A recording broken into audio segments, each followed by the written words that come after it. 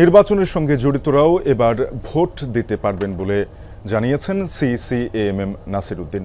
নির্বাচন ভবনে সুশীল সমাজের প্রতিনিধিদের সঙ্গে ইসি সংলাপের সূচনা বক্তব্যে সিইসি একথা বলেন নির্বাচন ঘিরে ইসি আয়োজিত সংলাপ কেবল আনুষ্ঠানিকতা নয়, সুষ্ঠু নির্বাচন আয়োজনে এই সংলাপ গুরুত্বপূর্ণ ভূমিকা পালন করবে। নাসির উদ্দিন জানান, দায়িত্ব গ্রহণের পর থেকে ইসি বিশাল কর্মযজ্ঞে হাত দিয়েছে।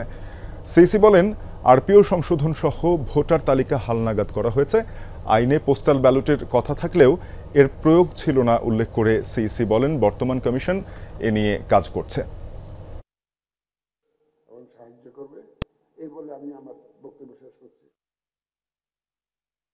আমরা আশা করব আজকের যে আপনাদের যে জ্ঞানলব্ধ, অভিজ্ঞতালব্ধ, আপনাদের যে উইজডম, আপনাদের মেধা মন্ত্রের দিকে যে উৎসাহিত যে পরামর্শ, মতামত উঠে আসবে ইনশাল্লাহ।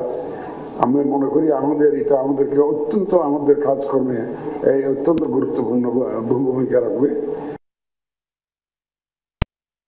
সুশীল সমাজের প্রতিনিধিদের সাথে নির্বাচন কমিশনের বৈঠক নিয়ে বিস্তারিত জানাতে নির্বাচন ভবন থেকে যোগ দিয়েছেন সহকর্মী তানভীর মৌসুম। তানভীর, সংলাপে কারা অংশ নিয়েছেন এ বিষয়ে কোনো কিছু জানতে পেরেছেন কিনা? কি বিষয়ে আলোচনা হতে পারে? শাফিন, এখন যারা সংলাপে অংশ নিয়েছেন তারা সবাই হচ্ছেন সুশীল সমাজের প্রতিনিধি এবং বুদ্ধিজীবী। আজকে মূলত দু ধরনের এখানকার যারা নির্বাচনের সাথে সংশ্লিষ্ট তাদের সাথে কথা বলবে। আজকে সংলাপে বসেছে নির্বাচন কমিশন। আজকে 10:30 থেকে 12:30 পর্যন্ত সুশীল সমাজের প্রতিনিধি এবং বুদ্ধিজীবীদের সাথে সংলাপ, এবং এরপর 2:30 থেকে 4:30 পর্যন্ত শিক্ষাবিদদের সাথে সংলাপ করবে নির্বাচন কমিশন।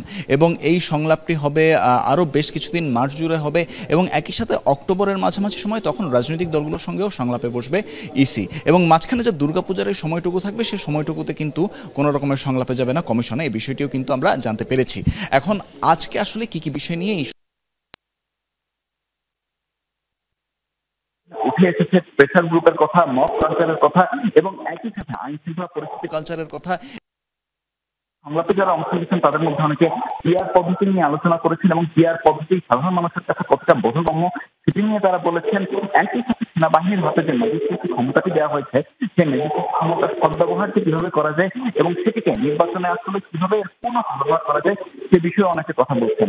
এছাড়াও এখানে আরো বেশ কিছু বিষয় নিয়ে এখনো সংলাপ চলছে, যার মধ্যে অন্যতম হচ্ছে যে কমিশনের আরো কি ভূমিকা আছে, আরো কি উদ্যোগ কমিশন নিতে পারে, এবং এছাড়াও যে সকল চ্যালেঞ্জের কথা আগে কমিশনের তরফ থেকেই বলা হয়েছিল, যার মধ্যে অন্যতম হচ্ছে ভোটার তালিকা হালনাগাদ, এবং এছাড়া যারা নির্বাচনী দায়িত্বে যুক্ত থাকেন নির্বাচনের দিন তারা অনেকেই কিন্তু ভোট দিতে পারেন না।